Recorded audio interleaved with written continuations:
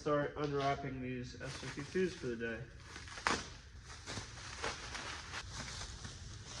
Just for good measure. Plastic's pretty cheap and easy. And now we can pick up where we left off. As you probably know, it's a very common issue for these oil pump nuts to back off if these motors are at high RPM for a long time. So there's a solution that a lot of people have come up with a drilled nut and a wire on it that you just tie to the spokes here. It's important to note that these are reverse threads, so before you break them loose, remember that you're going righty-loosey on this. Next thing I'm going to do is put some red Loctite on our nuts and then torque them to 25 Newton meters. So I'll check again. I guess it is. So I'm just holding the oil pump with my hand.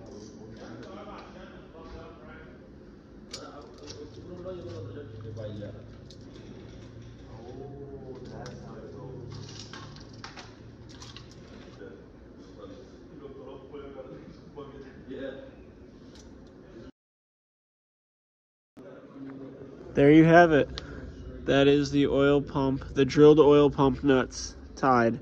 So you just get a good pair of pliers, pull them the way you don't want the nut to turn, tie it up, twist the wire, lock it down somehow. So what I did is I pulled from here, pulled to this spoke here of the sprocket, and then coming out here, this gets tied back into here and locked down. So it would be a miracle for this to come undone. And you really don't want, like, you know, loose wire flapping around. So all the wire is accounted for, held down pretty good. There's nothing in front of this but an oil pan, but still don't want it moving. So that's how I do them. Other people do them different ways, but hasn't failed me yet. So I did go ahead and paint some stuff. I painted the metal coolant hose the metal coolant pipe that goes behind the oil filter housing, and then I did the dipstick tubes, and then in silver I did the AC pulley for the harmonic balancer, and then water pump pulley. Next up is our oil filter housing gasket. So we got the housing as cleaned out as we can. Now I made sure to get some silicone behind the gasket, 1 to hold it in and 2 to help seal it. These are really hard to get to seal. We're doing it out of the car, so we're having a little bit of a better position, but doing these, they never seal right long term, so I do my best, but just by my experience, I never have good luck with these. Tell me if I'm doing something wrong. I definitely did not go overboard with the silicone, just a little bit to hold her in. I've put them in dry and they've been horribly leaking. A little bit of silicone is the best I get them. We got our oil filter housing back on, torqued down. Now I'm gonna go ahead and do the other one. We still need to replace this Vanos line, but I don't want it to leak oil everywhere, so piece by piece. And this was a piece I debated painting to match the oil pan, because the oil pan I had to paint. There was really bad corrosion on them. And the next thing that I have to do, see if I can pick all this up at once. Thermostat and thermostat housings. We are ready for a thermostat and a thermostat housing. You can see a good bit of pitting on this one on the casting. I tried to get a little rough with it, but we're just gonna leave her there. This one cleaned up pretty well. So just to remind you guys, this is VIN number 888, which is from the Hellrot sedan that you saw us pull this motor on. And then this one is this is VIN 196, as I'm identifying it as, from that convertible right there. It's a 99 automatic M3, only had about 145,000 miles on it. And this motor is getting ready to go in our buddy John's E34 touring. So we're going to be putting this S52 OBD1 converted into his 95 525 touring. So stay tuned for that, but here is how we're freshening it up. We have the oil filter housing gasket done. The oil filter housings are cleaned up. We also did get the oil pump nuts tied yesterday, and got them tied down, locked down, sealed up, torqued, everything good. So this S52 will be keeping this oil pan, but this S52 will be getting a front sump oil pan from the M50 in the E34, because to put this motor in either an E30 or an E34, they need a front sump. So we will have to take this oil pan off. Don't worry, I didn't put the gasket on. But we will have to take this one off and swap into the other oil pan and front sump setup. That'll be a whole thing. And also don't mind the dirty valve covers, because I'm going to do valve covers last. So everything kind of center of the motor is what we're working on now. All the fundamentals, get our cooling system set in there. Then we can start getting tensioner brackets on. In the next few days, I should have a new hardware kit coming, all zinc plated hardware, anywhere that we can get it. I just ordered a metric zinc flange bolt kit. I did this when I did my 2.8 build on my Sierra 318, and it all looked pretty good. So it's really the little things. So we're gonna replace some hardware where we can, clean some stuff up where we can, and these motors should be pretty good for another 200K. So now, just with about a minute with elbow grease, these are looking a lot better. So now let's lay down our silicone and get to it.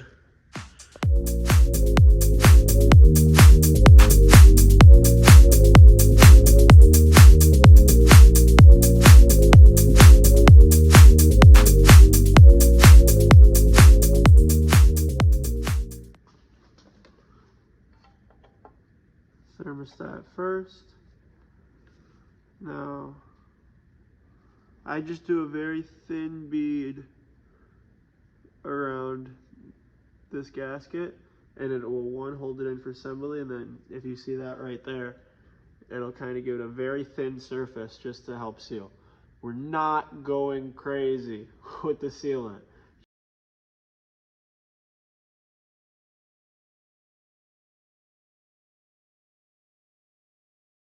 Next thing we're going to be grabbing out of our parts box is these water pumps. Dun, dun, dun, dun. I present to you Gates water pump. A lot of people like the Stewart Racing water pumps, and I'm pretty sure one of these motors had one. Let me look really quick. Yes, I'm pretty sure that this is a Stewart Racing water pump, and I believe this was out of motor number 888, out of the sedan that we pulled, and I don't think it's a bad water pump, but they're over $200 for a water pump, and the Gates are only about 40-50 bucks, and it's still a great metal propeller. And Gates, before you say, oh, you cheaped out, Gates are the best water pumps that you can make. They make, I mean, when I was a professional automotive technician, anything with Gates on it, timing belts and water pumps, it was the best you could buy. So for these, this is well good enough. So now I'm going to do the same type of very, very thin gasket maker around this whole thing with my finger, just so that the seal doesn't go in dry and it has something to hold it in place. So literally just a little bit of that, not going overboard at all. There we go. I'm gonna wipe my finger. And actually,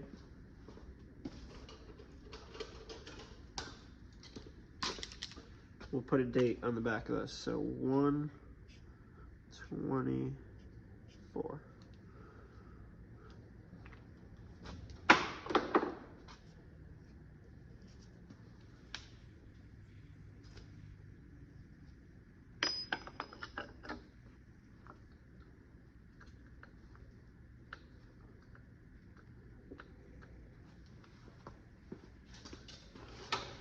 Need just a little persuasion to pop in.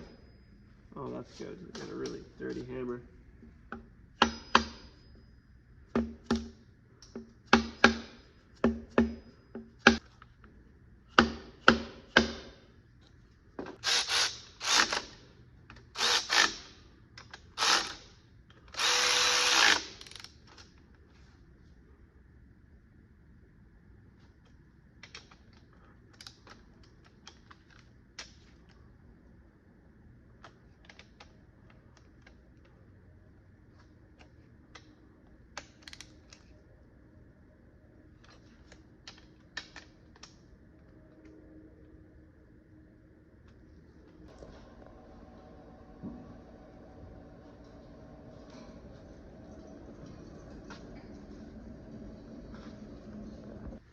Next, we're gonna get water pump pulley back on.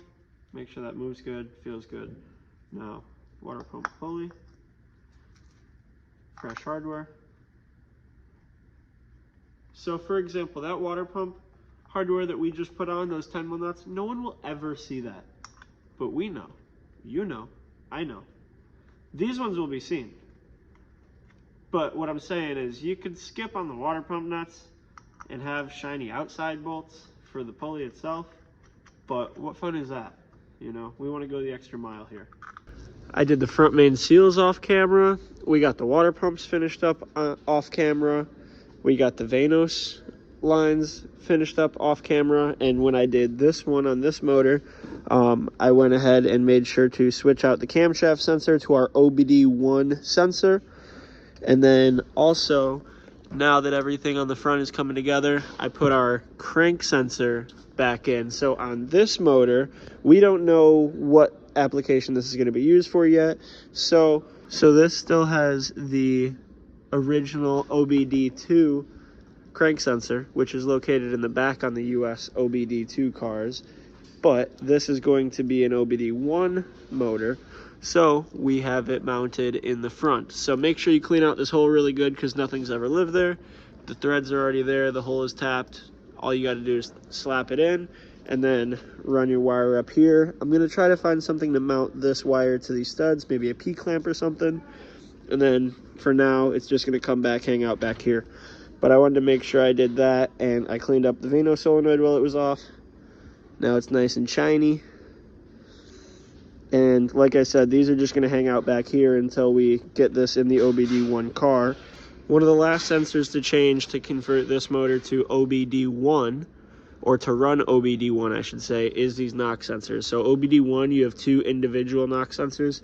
OBD2, you have 1. The only difference is the connector is different. You got two pins over here and 1 4-pin here. Pretty simple. So basically what the knock sensor does, it just they call it a ping sensor. So you can see, since we painted the block, I had to grind this down right here so that now we have a good spot for our knock to plug in, and you basically just slide the sensor over and thread a bolt in just like that. All it is making sure that you don't have some pre-detonation inside your engine block. It's basically like listening to the heartbeat of the motor. Now these knock sensors get torqued to 15 foot-pounds.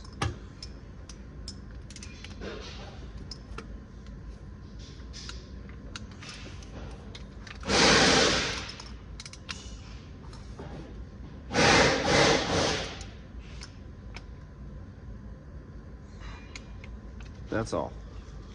I'm cranking away on valve cover bolts, and next thing I'm going to do is valve cover gaskets and grommets, and then the spark plugs.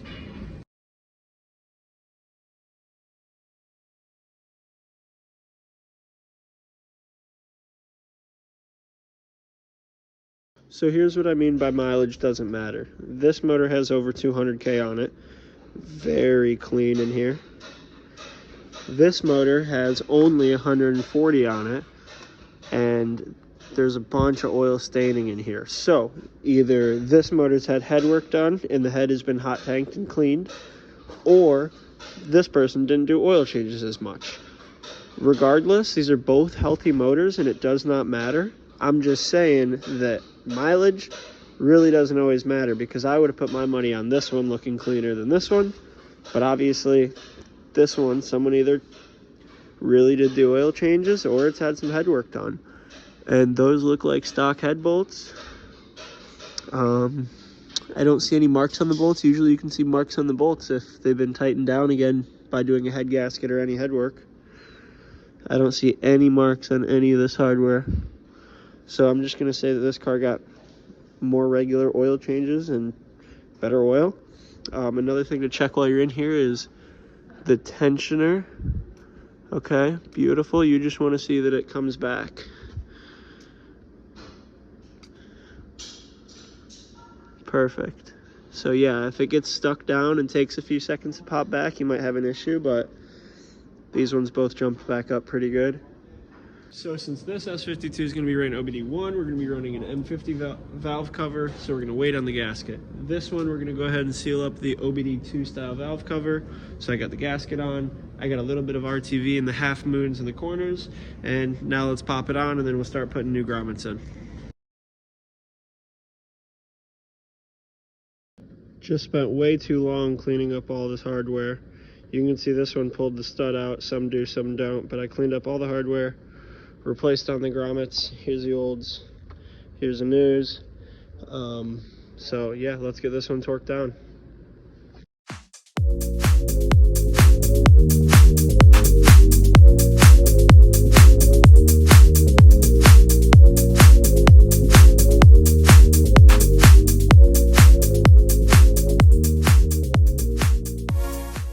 Now that I got them all run down, we're going to lock them down with a torque wrench. I believe they go to something like 90 inch-pounds. Alright, so next up is these NGK laser platinum spark plugs. BKR6Es, I believe is what people refer them as. And supposedly the best spark plugs for these motors. I'll buy into it.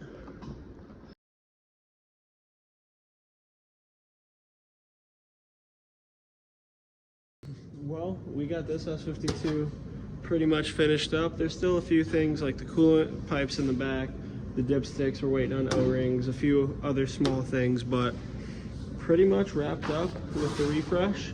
And I'm probably gonna list this one for sale. If any of you guys are interested, let me know. Let me know what you think it's worth. I think it's worth $4,500, $5,000. And then this one, like I said, we're gonna be picking up the E34 pretty quick. And we'll be able to continue with this as we pull parts off the E34, and that'll be fun too, so stay tuned.